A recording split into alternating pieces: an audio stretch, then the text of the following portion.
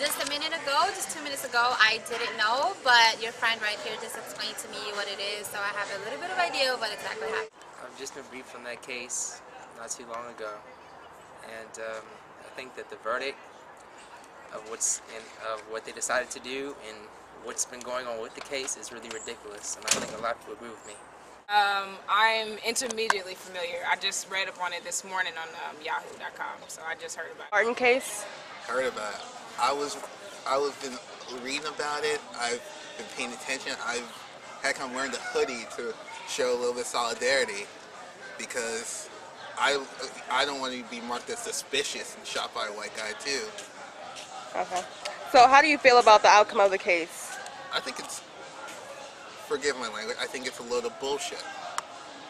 How are you gonna let a white guy get away with shooting an unarmed, smaller than him black teen, when if that black teen had pulled out a gun on that big white guy, he would have had charges that night, and he would not have seen his house ever again. But for some odd reason, that stand your ground law, honestly, what made Trayvon suspicious? Because he was a black kid walking through a neighborhood with skills and AC. Like, come on. I honestly think it's a load of crap that a black kid can get labeled suspicious. We fit the profile. We can get stopped while driving. Where is it safe? Where is it safe to be black anymore? Like, it doesn't seem to be safe here anymore. And like, it just breaks my heart that we're supposed to believe in the justice system and how it's supposed to be fair to all sides, but I feel that it's devastating to black people, Mexican people, white people, everybody, the whole world. It shows that racism's still alive. They taking our jobs. Now they killing our kids. These Mexicans is taking over. Like, I got a thing for Mexicans now. Yeah. To my knowledge on the case, this guy Zimmerman,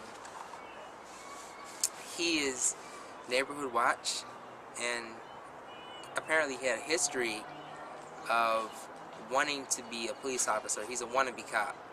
A lot of them become mall cops, but this guy decided to become neighborhood watch. And obviously they failed him for a reason. It's probably a psychological test that he failed. But this guy owns a gun. It's a gun totem. And the fact is that he's taking his gun from out of his house and, patrolling the streets, trying to be a vigilante of justice.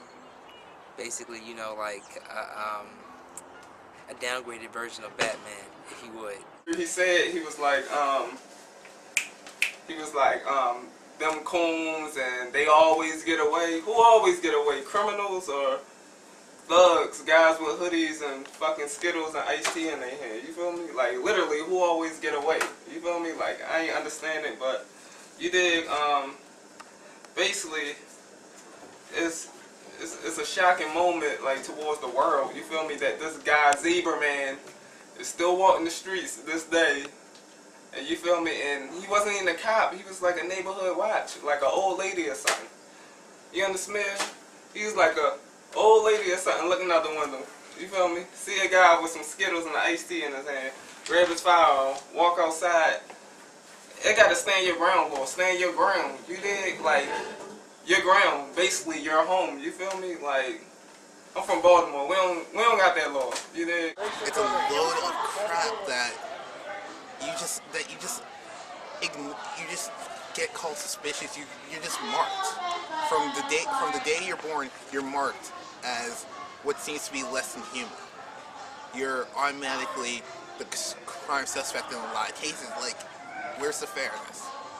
Like, So do you think if Trayvon was white that the case would have went differently? I think if Trayvon was white, that dude would not have. That dude would be sitting in a jail cell waiting for trial. If Trayvon was white, or actually, let's change his name to Travis. If he was Travis and he was white, they would have done everything in their power. They wouldn't have let him go. That dude might have gotten.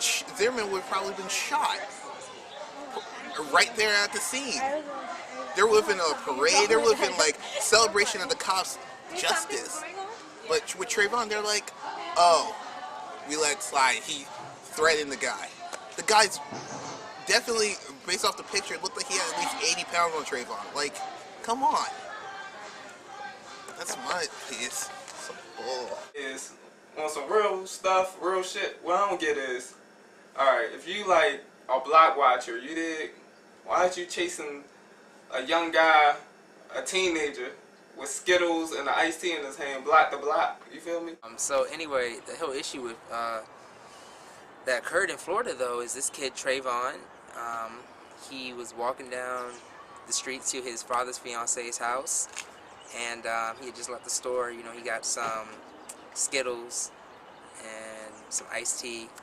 I mean, you know, just like anybody else would on any other day.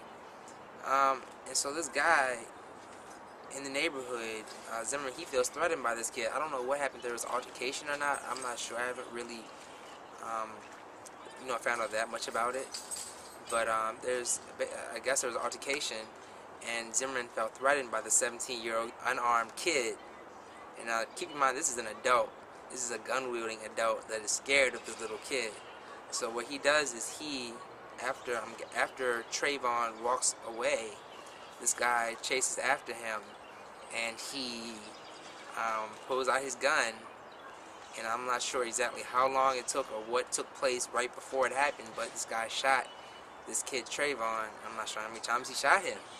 I just know that he shot and killed this kid. He shot and killed this kid. And see, the big issue about it is not the fact that he shot and killed the kid so much. I mean, that's a problem. That's a major problem. But the thing that's like blowing up so many people and making so many people so hot is the fact that this guy, after killing the kid, the police came by and just let him go. I feel that it's another one of those, if he were another race, it'd be a different outcome. Like, it's obvious. And to piggyback on what the guy before me said, it just shows that we're a scapegoat. Like, you know, the situations that we go through, it's not just a black situation. Like, you know, all other races go through the same, I guess you could say, criminal acts that we do. And it just so happens that we're the only ones who get persecuted to the full extent of the law. And I think that has a lot to do with the violence that's attached to our color. Like, you know, they feel, I guess they feel, I don't know, that you can rehabilitate a Caucasian as opposed to rehabilitating a black person. And I don't say what's the difference. You know, crime is crime. The same thought process it took for me, my black self, to go kill somebody is the same thought process it would have took white Sarah to go do it. So I don't understand why our charges are different. I think it's another way of, I guess you can call it silent slavery. Jail is our silent slavery. So I think that has a lot to do with it. So, yeah. It was self-defense, and that, you know, that he was afraid of a little 17-year-old black kid. Alright, and so now when they got his statement also, you can tell that this guy's racist. I mean, from his statement, he said that they get away with it. I mean, all the time, you know. And so I think it really is just him lashing out at the black community as this guy just wanting to go out and, you know, committing hate crimes and just nigger bashing. Basically, you feel me? You just let the neighborhood watch walk away. You feel me? I don't understand. So they say he wasn't a cop. Like he tried to become a cop one time and got like shitted on. But how the hell you get a dispatcher from the jump? You feel me? Like, he had the dispatcher talking to the cop, and shit was crazy. It was like all planned out for this guy to die, or this little kid to die. You feel me? Florida, you dig? They got like a stand your ground law. Yeah, I mean, basically a stand your ground law. That's like you able to carry like legalized firearms. You feel me? Like you dig? You can just like carry a gun and walk around with it. You feel me? You have to look at all the facts. I mean, keep in mind that this guy Zimmerman, this guy's neighborhood watch. Like, he's just a normal guy. He's just some neighbor from some random part of town, and this kid's just some 17-year-old kid that's walking. Very, very, very, very, very, very injustice for the police to just let someone go after shooting someone without even investigating or like getting, you know, some kind of evidence that, you know, he's right. He's right for shooting that guy. Does that make sense? Like, I'm not sure. I guess from you guys said that they didn't really have any evidence whatsoever. They didn't investigate it. They just let him go afterwards. So I think it's just really wrong. And the fact is, they let him go. They let this guy free. They said they don't have enough evidence. The evidence is all there.